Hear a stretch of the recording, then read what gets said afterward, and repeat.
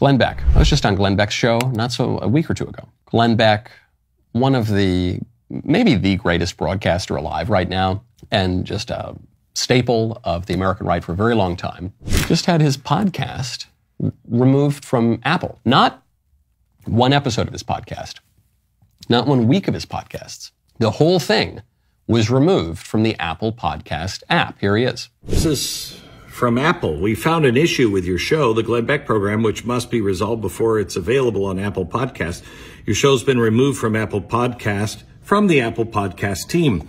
They sent us a link and said for more details, go to the link, and the link only says your show has been removed from Apple Podcasts. Well, we got that one, dummy. I mean, I cannot imagine what they're basing this one on. I mean, have we even had strikes? Nothing, right? This is crazy. You need to please retweet this and start a campaign to Apple to say, put the podcast back on. This is absolutely freedom of speech. There's nothing that we have said that would warrant any removal. Now, I'm being told that Apple has reinstated Glenn this morning. Okay, that's a good thing. Apple restored my show to their platform. Well, 1,915 episodes of 3,000 plus catalog. But hasn't given any reason. I think I have the reason. I want to be as charitable as I can. Maybe this happened and it was just a little technical glitch. Yes, of course it is. I just can't help but notice that the technical glitches always only affect the right. The little oopsie daisies, they so rarely seem to affect the left, and they so consistently seem to affect the right. And I can't help but notice what time it is. Can't help but notice that we are, 15 months out from a presidential election.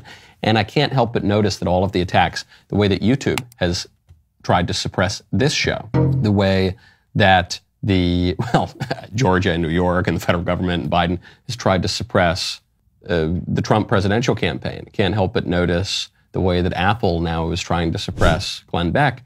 I can't help but think that maybe that timing is more than mere accident. People hoping for an accident, likely to see one too. That there's something a little bit more to that coincidence.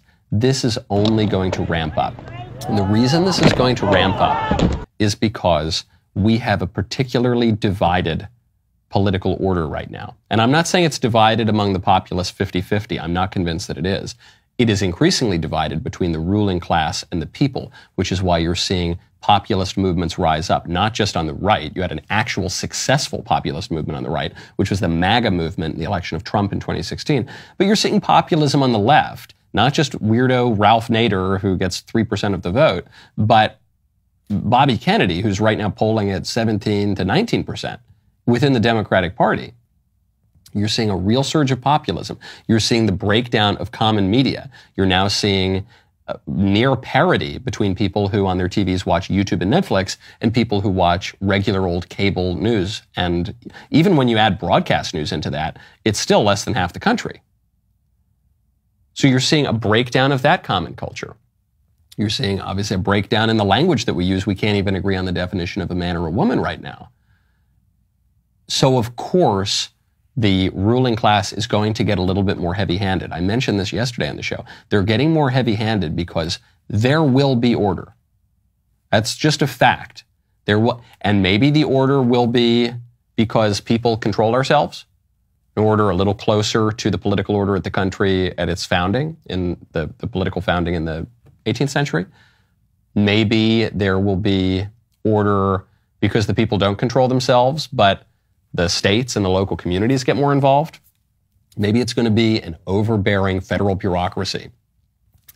Or maybe it's going to be overbearing corporate apparatchiks, people who control the public square, even though they're not in elected positions or even appointed positions. People like Apple, people like YouTube, people like Facebook. Elon is doing great. But the other, and that's the smallest of the big tech platforms. The other big tech platforms are all on one side, and they're all wielding power because there will be some kind of order. And so we shouldn't be surprised by this. And we shouldn't pull our hair out in befuddlement, and we shouldn't waste all of our breath pointing out the hypocrisy. But imagine if the roles were reversed, but they're not reversed. But this is unfair. It's not supposed to be fair. It's supposed to maintain order. That's what they're doing. That's what they're after. And Glenn Beck threatens that order. And this show, I guess, threatens that order. And Donald Trump for sure threatens that order. And so they're going to do everything they can to stop it. Now, speaking of 2024, some big news in that race, because we are 1 week out. In fact, we're slightly less than 1 week out from the first GOP presidential primary debate. We still don't know if President Trump is going to be at that debate. We still don't know if he's going to be in an orange jumpsuit or not for that debate. Maybe he won't even be able to attend. But he's refused to sign the RNC loyalty pledge, which says that he'll endorse the eventual nominee if he loses. And he's refusing to sign that because he says, well, I don't know if I'm going to endorse the nominee if I lose. And I think everyone's been trying to rig this thing against me since day one. So sorry, forgive me if I don't exactly trust you guys. No, I'm not going to do that. But because he's leading by 30 points, 40 points in some places, the RNC will look ridiculous if they don't allow him to come to the debate.